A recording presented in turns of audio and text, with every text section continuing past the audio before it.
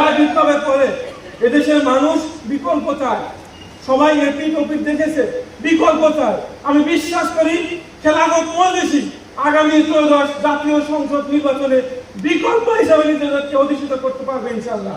গণমানুষের সংগঠন খেলাফত মজলিস আমরা মুখে বলি, আজ প্রমাণিত হয়েছে, এই প্রোগ্রাম প্রমাণ করছে 256টি আসনে দিয়ারগড়ি মার্কার প্রতীক নিয়ে প্রার্থীরা মাঠে ময়দানে কাজ করছে।